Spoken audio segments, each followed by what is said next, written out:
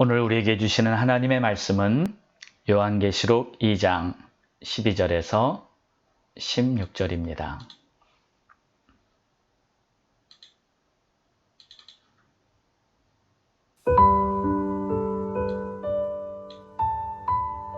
버가모 교회의 사자에게 편지하라.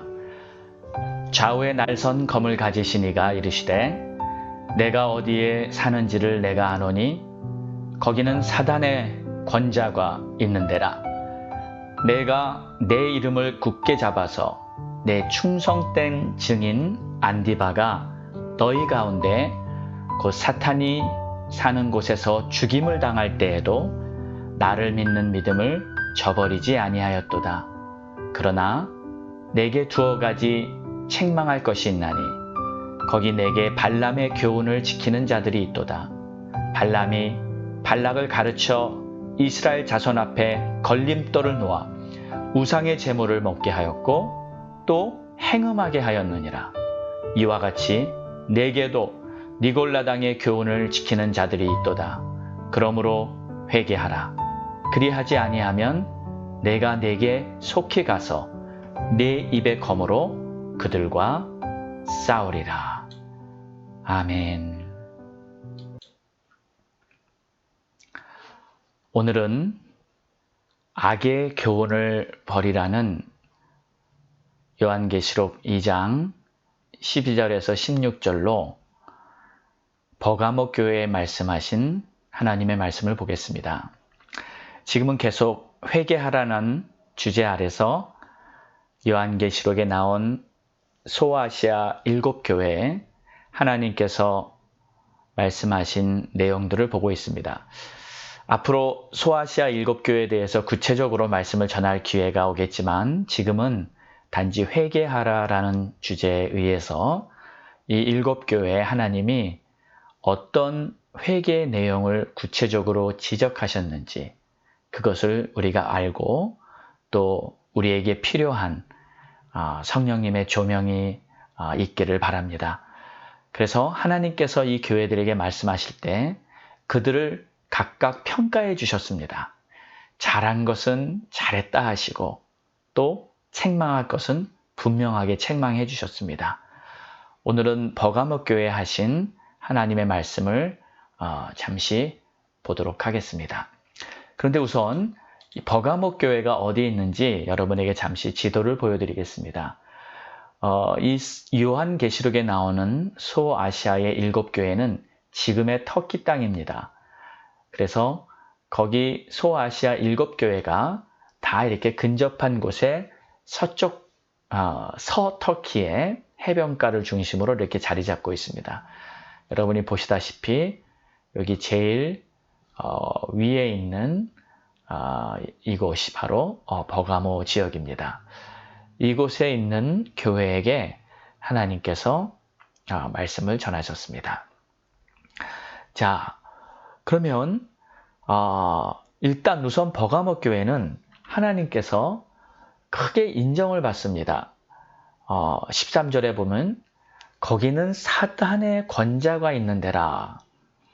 내가 나의 이름을 굳게 잡아서 충성된 증인 안디바가 너희 가운데서 곧 사탄이 있는 곳에서 죽임을 당할 때에도 나를 믿는 믿음을 저버리지 않았다.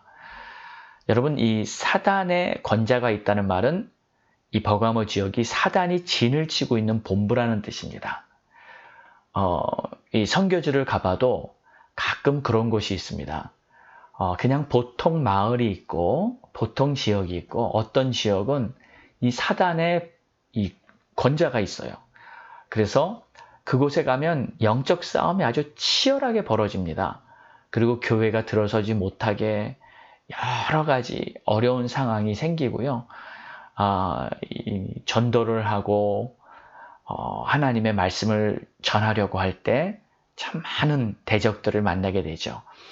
아마 이 버가모 교회도 지금 하나님의 말씀에 의하면 이 사단의 본부예요. 사단이 진치고 있는 그러한 곳인데 강력한 악의 세력이 이제 세워지려고 하는 교회에 아주 큰 방해를 했고 또 교회가 세워졌음에도 불구하고 계속되는 영적 싸움이 있었던 거예요. 그래서 안디바가 이제 죽임을 당하는 일, 안디바가 죽임을 당하는 일이 발생했습니다. 그러니까 순교가 일어난 것이죠. 그런데 그런 비참한 상황, 치열한 영적 전투 속에서도 죽음을 앞둔 그 순간까지 믿음을 지키고 굽히지 않고 당당하게 예수 그리스도를 선포했던 그러한 교회였습니다. 굉장한 거죠. 참 하나님 앞에 인정받는 그러한 훌륭한 믿음을 가진 그러한 버가모 교회입니다.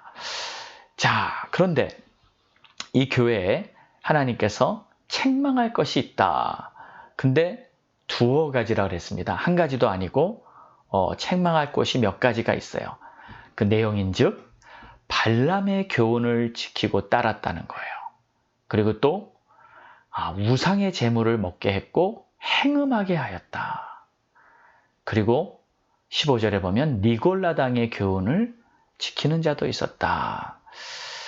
자, 우선 먼저 이 발람의 교훈이 무엇인가? 민수기 22장부터 25장까지 나오는 발람은 원래는 타이틀은 하나님의 선지자로 타이틀을 받았어요. 그런데 사실 이 발람은 겉으로는 매우 거룩해 보이지만 속은 욕심과 교만이 가득 찬 자였습니다. 그래서 한마디로 그를 거짓 선지자라고 성경은 말하고 있어요. 한 번은 나귀를 타고 이렇게 가는데 하나님의 뜻대로 간 것이 아니었기 때문에 여호와의 사자가 나타나서 책망을 합니다. 그때 즉시 회개하는 것 같았지만 여전히 그의 마음속에는 하나님의 뜻 외에 다른 것들로 가득 차 있었던 것을 알 수 있습니다. 그래서 베드로후서 2장 15절과 16절 말씀에는 그들이 바른 길을 떠나 미혹되어 부올의 아들 발람의 길을 따르는도다. 그는 불의의 싹을 사랑하다가 돈, 욕심이 있었던 것을 말하는 것이죠. 자기의 불법으로 말미암아 책망을 받되, 여기서 말하는 자기의 불법은 자기 뜻입니다. 자기의 생각이에요. 자기 생각으로 행하는 그런 것을 하나님께서 이제 책망하셨죠. 그래서 말하지 못하는 나귀가 사람의 소리로 말하여 이 선지자의 미친 행동을 저지하였느니라. 맞습니다. 이 발람의 교훈을 따랐던 이 버가모 교회, 또 버가모 교회는 니골라당의 교훈도 따랐습니다. 이 니골라당은 이런 것입니다. 영혼과 이 육체를 이렇게 좀 이원론적 사상에 깔려 있는 거죠. 분리시켜서 이미 구원받은 사람들은 죄를 좀 지어도 육체 타락이 좀 있어도 구원에는 영향이 없다라는 이러한 논리를 갖는 거예요. 그럼 결국 어떻게 됩니까? 결국 죄와 타협하는 그 문을 열어주게 되고 말죠. 구원받은 사람이면 좀 음행을 해도 또 우상을 숭배하거나 죄를 좀 지어도 결국 영혼은 구원받기 때문에 괜찮다. 그래서 다 구원은 결국 받게 된다. 그런 생각입니다. 근데 여러분, 이것은 사단의 교활한 함정에 빠지게 되는 겁니다. 당시 이 버가모 교회 성도들이 이 발람의 교훈과 니골라당의 교훈을 따랐어요. 그래서 크게 미혹을 당한 겁니다.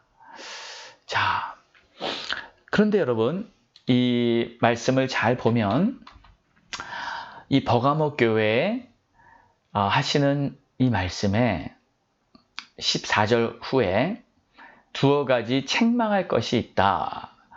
거기 내게 발람의 교훈 또는 니골라당의 교훈을 지키는 자들이 있도다. 이렇게 말씀하셨을 때 이 말씀을 잘 보면 버가모 교회 전체가, 모든 성도가 그랬다는 것은 아닙니다. 본문을 자세히 보면 교회 안에 어떤 자들이 발람의 교훈과 니골라당의 교훈을 따랐다는 거예요. 그러니까 하나님께서는 이 교회 전체가 그렇지 않았지만 그 중에 몇 명이 그렇게 따르는 자들이 있도다.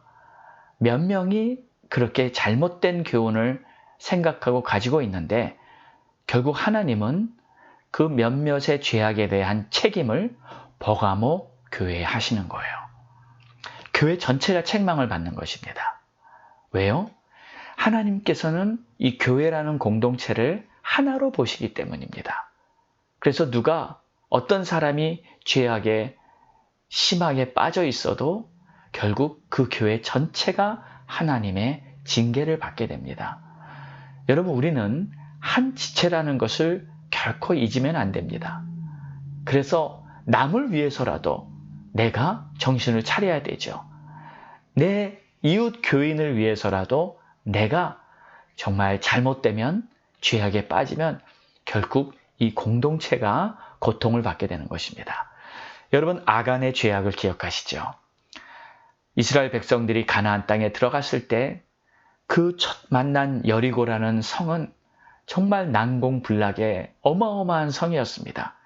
결코 이스라엘 백성들의 힘을 가지고는 그 여리고를 정복할 능력이 없었죠. 그러나 하나님께서 주신 그 말씀대로 여리고를 7일 동안 이렇게 하루에 한 바퀴씩, 또 마지막 날에는 7바퀴를 돌면서 하나님의 뜻대로 그대로 순종을 했을 때 결국 여리고를 완전히 정복하는 놀라운 승리를 거둡니다. 그리고 하나님은 그 여리고에 있는 전리품을 다 모아서 하나님께 드리라고 했는데 그 중에 이 아간이라는 자가 욕심이 있었어요. 자기의 이익을 채우려는 그런 생각을 가지고 있었어요. 그 중에 전리품을 골라서 자기가 훔칩니다. 하나님께서는 그 죄악을 보시고 더 이상 이스라엘과 함께하지 않으십니다. 이스라엘이 그 다음 전투로 아이성을 공격해 갔을 때 그때 아주 참패를 당하고 돌아오게 됩니다. 그때 하나님께서는 이스라엘 자손 중에 죄를 범한 자를 제거하지 않고는 함께하시지 않겠다고 분명히 말씀하십니다. 이것이 바로 하나님이 역사하시는 원리 중에 하나인 것이죠. 만약에 우리 중에도 누군가가 죄악 가운데 하나님을 속이고 있고 그리고 하나님의 마음을 아프게 한다면 하나님은 그 공동체에 역사하실 수가 없는 거예요. 죄악의 뿌리는 반드시 뽑아야 할 줄 믿습니다. 그렇기 때문에 우리는 하나님 앞에서 철저히 회개해야 되고 우리의 죄악을 깨끗이 씻기 위해서 고백하고 또 하나님 앞에 정말 하나님의 은혜를 구해야 하는 것입니다. 하나님께서 16절에 그러므로 회개하라. 그리하지 아니하면 내가 네게 속히 가서 내 입의 검으로 그들과 싸우리라. 무슨 말입니까? 속히 회개하라는 거예요. 그러지 않으면 하나님이 오셔서 하나님이 친히 그들을 치시겠다는 거예요. 여기서 말하는 그들은 누굽니까? 발람의 교훈, 니골라당의 교훈을 따르는 그 사람들이에요. 그러니까 결국 죄악을 계속 가지고 하나님 앞에 회개하지 않고 버티는 자들은 공동체적인 고통을 당하게 되고 만약에 그래도 계속 죄악을 짓고 있으면 하나님이 그 사람을 칩니다. 하나님이 가서 그 사람에게 정말 하나님의 심판을 내릴 수밖에 없는 것이에요. 왜 그럴까요?